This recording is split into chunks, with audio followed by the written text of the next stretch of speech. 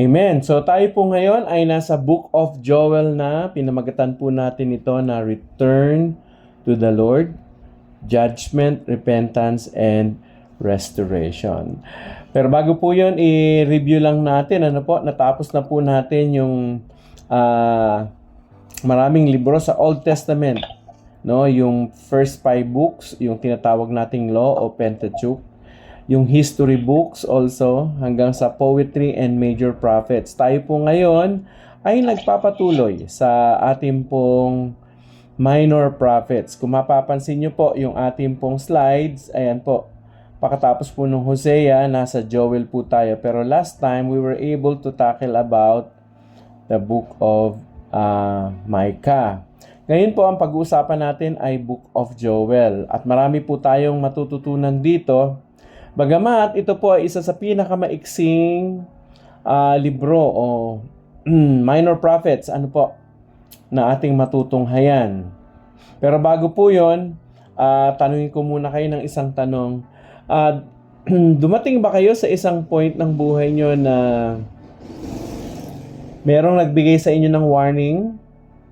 Halimbawa ay storm, may papadating na bagyo o kaya health warning na in-ignore nyo, pero eventually you realize very serious pala yung warning na yun when it comes to storm warning o kaya health warning. Anong nangyari sa inyo? Well, kadalasan kapag ini-ignore natin yung mga warnings, lalo na eventually pag nalaman natin na very serious pala iyon, ay may malaking regret sa atin. May pagsisisi tayo, bakit hindi tayo nakinig?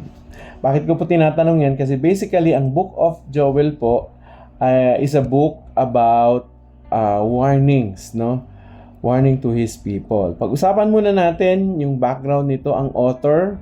Well, basically, ang sumulat po nito, ang author nito ay si Joel mismo. Yung pangalan niya na nakalagay mismo sa libro, yun po yung pangalan ng sumulat, yung minor prophet. Now, ang ibig sabihin daw ng Joel ay Yahweh is God or the Lord is God. Si Yahweh ang Diyos. Pag-aaralan daw natin ang patungkol kay Joel, kakaunti lamang ang sinasabi ng Bible patungkol sa kanya. Ang sabi mismo ng Book of Joel, siya ay anak ni Pethuel. Nakuha niyo po.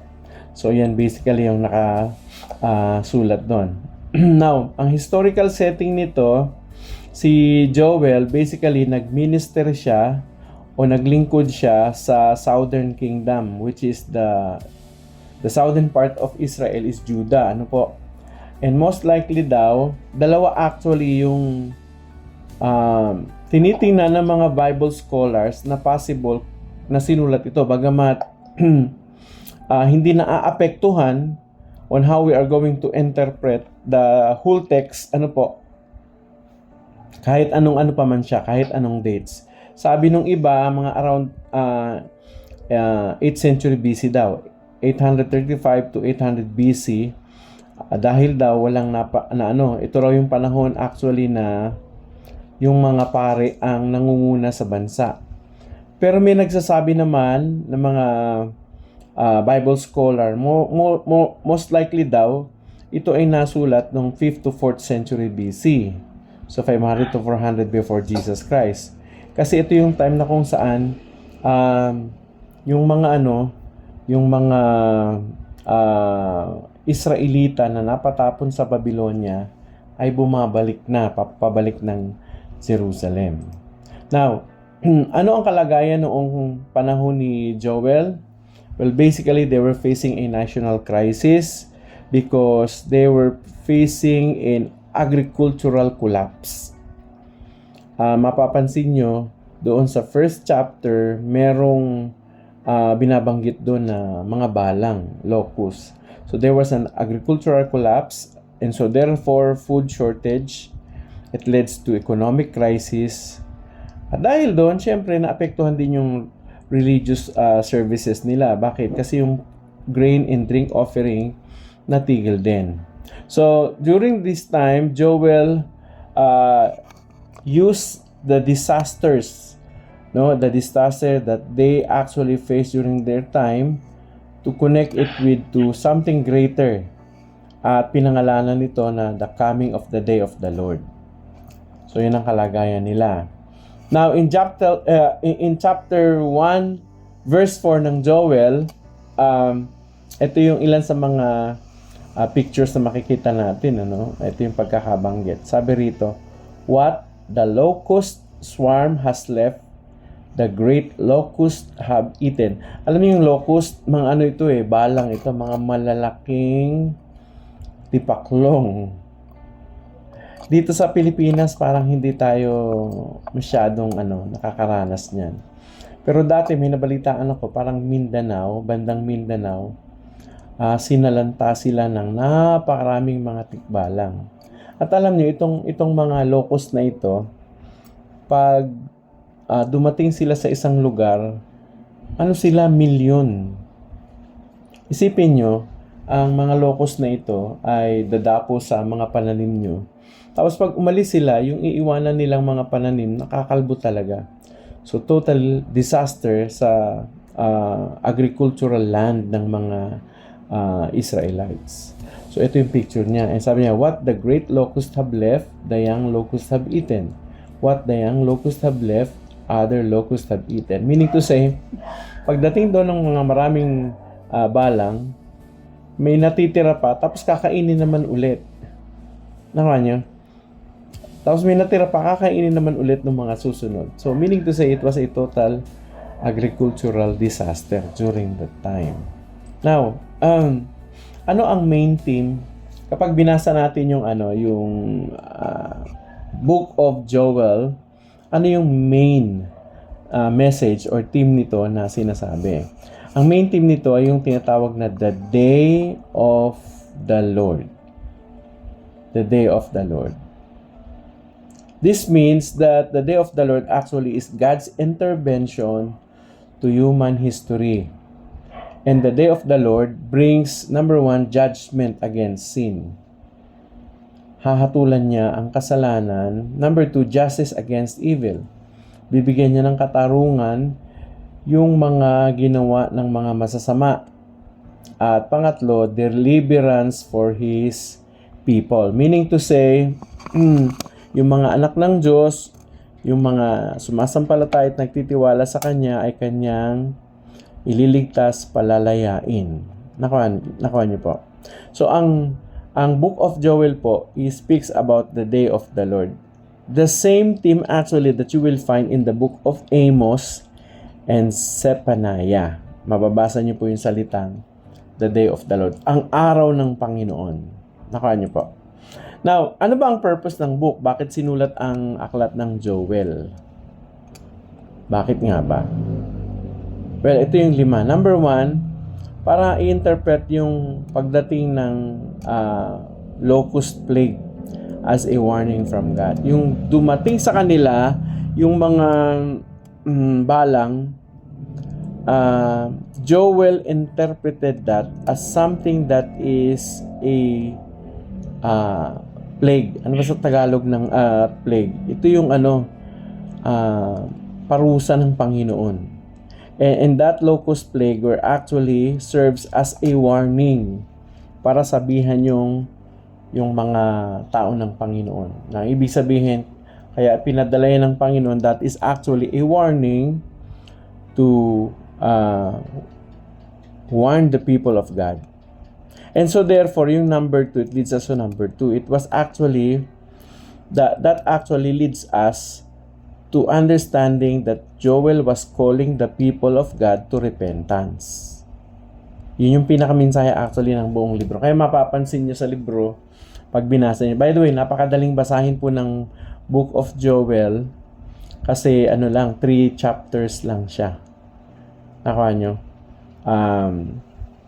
And so therefore, when Joel was calling for people to repent, he was also encouraging national prayer and fasting. So, ini-encourage niya ang mga tao na magkaroon ng pambansang panalangin at pag-aayuno. And eventually, you will read at the last chapter. Sa last chapter ng Joel actually, meron namang promise of restoration. At sa last chapter, dito natin mababasa yung future outpouring of the Holy Spirit, which is basically God's promise. And eventually, yung verse na yon, kinote yun ni Peter sa Book of Acts. No? Meaning to say, in the Book of Acts, that was actually the pagtupad, no? Ayun yung pagtupad doon sa pangako dito sa Joel, Book of Joel, na ang Panginoon i-outpour niya nga yung kanyang banal na spirito. So you will notice ito yung libro that actually introduces that the Holy Spirit will live in every person's heart, no? In every person. And that actually, the Holy Spirit will give us the power to live a life that is pleasing to God. Makuha niya. So, yun. Now, ang key prophecy actually ni Joel ay mababasa natin sa Joel chapter 2 verse 28.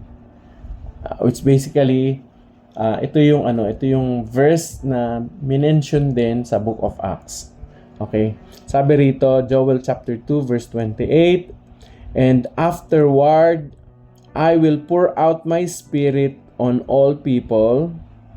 Your sons and daughters will prophesy. Your old men will dream dreams, and your young men will see visions." Nakuha niyo po. So, ayan po yung mga ayan yung prophecy ni Joel sa kanyang kapanahunan na eventually nangyari sa panahon ng Pentecost basically at the time of Pentecost. Okay, sabi rito, let me read it to you. Verse 28.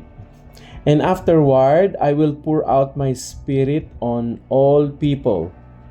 Your sons and daughters will prophesy. Your old men will dream dreams." Ano daw mangyayari? Yung mga anak daw natin, na lalaki at babae, sila daw ay magbibigay ng mga propesiya, magpapahayag ng mga katotohanan, mensahe ng Panginoong Diyos. Ano naman daw mangyayari sa mga old men? Sabi, your old men will dream dreams. Ay, yung mga matatanda daw ay mananaginip ng mga panaginip na mula sa Panginoon. Meaning to say, mga napakamakabuluhan ng mga panaginip. Sabi rito, your young men will see visions. So, yung mga batang lalaki daw, they are going to see visions that are coming from God. And sabi rito, even on your servants, both men and women, I will pour out my spirit. So, ito po yung sinasabi ko. God promises that He is going to pour out His Spirit to us. In those days, I will show wonders in heaven and on earth, blood and fire and billows of smoke. The sun will be turned to darkness and the moon to blood before the coming of the great and dreadful day of the Lord. Ito yung sinasabi ko sa inyo, yung theme ng libro, the coming of the great day of the Lord or dreadful day of the Lord. And everyone who calls, sabi rito, and everyone who calls on the name of the Lord will be saved. For on the Mount Zion and in Jerusalem, there will be deliverance, as the Lord has said, even among the survivors whom the Lord calls. This is actually the promise of the Lord to His people. And it was spoken during the time of Joel. Nakuha niyo po. Now, saan natin, yung binasa natin kanina, saan matatagpuan yun? Actually, nakasulat po yun sa Acts chapter 2 verse 17 to 21. Parehong-pareho po kung ano yung nakasulat doon kanina. Basahin ko lang yung isang portion, In the last days, God says, I will pour out my spirit on all people. Your sons and your daughters will prophesy. Your young men will see visions. Your old men will dream dreams. Ito ba yung nabasa natin kanina, di po ba? So, basically, ang katuparan nung prophecy sa Book of Joel was in the time of the Pentecost. So, natupad na po yan. At hanggang ngayon po, ang banal na spirito ay binubuhos ng Diyos sa atin, sa mga taong sumasampalataya sa Kanya. So kung titingnan nyo po, yung pinaka-structure ng buong Book of Joel, tatlo lang siya, tatlong chapters lang. Ang unang chapter, it speaks about the locust, yung mga balang. The locust plague, a devastating disaster strikes the land. Makikita nyo na kinubkob ng mga balang ang buong lupain. In chapter 2, you will notice that Joel was starting actually to call the people to repentance. He was calling for a national fasting, prayer, and repentance. So hinihimok na ang lahat ng tao na magsisi, manalangin, at talikdan ng kanilang mga kasalanan. As a chapter 3, ito naman yung future judgment and restoration. That you will see God's promises, judgment on the nation, but also restoration to His people. Nakuha niyo po. Now, in summary po, ang Book of Joel, ang tinuturo niya, sinasabi niya sa mga tao na yung mga crisis, katulad nun, ang crisis sa kanila ay actually agricultural and economic. Because of the locust that has come to them, that crisis actually was intended to wake up the people spiritually. Ano ibig sabihin nun? Yung mga crisis na experience sa atin ni God is actually a wake-up call for us. Not only for us, but for the whole people of the land to wake up and settle themselves with the Lord. Naka nyo? Parang sinasabi na, pag-isipan nyo ang nangyayari sa inyo ngayon. Siguro, i-reflect natin yan sa bayan natin. Sa bayan natin ngayon, ang dami nating problema. Problema sa korupsyon, problema sa mga maleta. Ngayon, ang problema natin, dahil nagkagera sa ibang bansa, sa Middle East, actually nagdulot din sa atin yun ng problema. Pero inyo yung 50 pesos dati na gasolina, magkano na ngayon? 70 at aabot yata ng 110. At sabi nila ngayon sa balita, 6 weeks na lang daw yung reserve natin na gasolina. I cannot imagine kung ano mangyayari kapag wala ng gasolina na ibinebenta sa merkado. So may mga predictions na tataas ang mga bilihin, mahihirapan tayong pumasok sa trabaho, mahihirapan tayong magbenta ng mga goods natin. Basically, maapektuhan lahat. Mga kapatid, we are in the middle of a crisis. Political crisis, economic crisis. Hindi lang yan. Marami ding crisis actually sa pamilya. Tayo ang may pinakamataas na teenage pregnancy.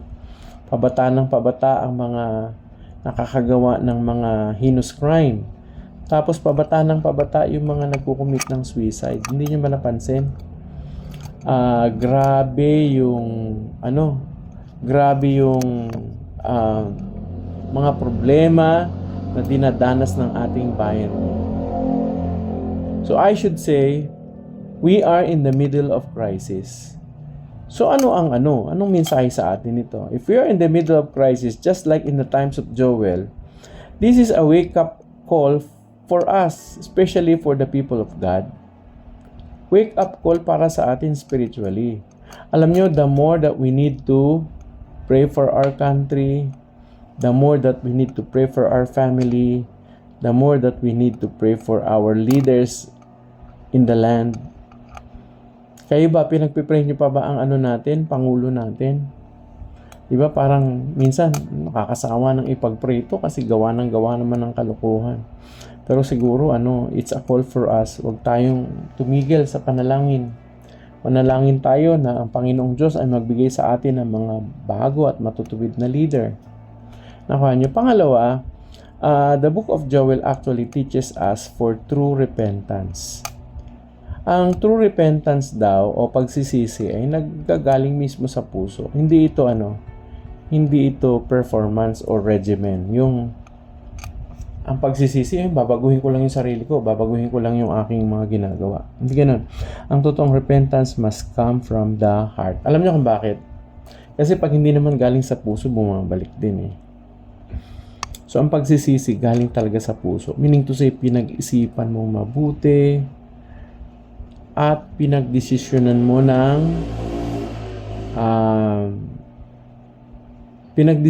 ng tama. Nag-isip kang mabuti at pinagdesisyonan mo ito na gagawin, tatalikdan yung hindi mabuti. Nakuha niyo. So, repentance must come from the heart. Number 3, God promises restoration to those who return to Him. Ang pangako ng Panginoon doon sa mga ang puso ay nanunumbalik sa Kanya, ang pangako niya, i-restore sila. So, kahit gaano ka sama ang tao, may pag-asang naririyan palagi na pangako ng Panginoon na aayusin sila kapag sila ay nanumbalik. Siyempre, may mga consequence. Pero still, God's promise is to restore everyone who returns to Him. And number 4, ito ang pinakamatindi. That God will ultimately pour out His Spirit on His people. Alam niyo kung bakit niya pinangako na ang banal na Espiritu ay bibigay niya sa atin? Kasi ang pangako niya isusulat niya na sa ating mga puso ang kanyang mga utos. Nang ibig sabihin niyan, tayo mismo from within is motivated to obey God from the heart. Pangako din ng Panginoong Diyos ay bibigyan tayo ng kapangyarihan na masunod natin ang kanyang kalooban. Kasi kung sarili lang natin, hindi naman natin kaya. So, and you know what? When you accepted Jesus in your heart, the Holy Spirit actually started to dwell in our lives. So, ang banal na Espiritu ay nasa atin na. So, ang kapangyarihan ng Diyos nasa sa atin na. Tayo na lang ang gagawa ng desisyon kung itatap ba natin yung yon. Yung available power that God gave us. Okay? So, the Spirit of God is upon us already. So, those are the lesson that we can learn. So, those are the summary. Now, ito yung ating small group discussion. 3 tanong lang ito. Why do you think God sometimes uses crisis or disasters to get people's attention? I want everyone to siguro choose one question tapos answer it from your experience. Number 2, what is the difference between outward religion and genuine repentance? Number 3, how does the promise of the Holy Spirit in Joel encourages you, or us as believer today? Okay po ba? Sige. Ayan, maiksi lang po tayo kasi 3 chapters lang po ang book of Joel.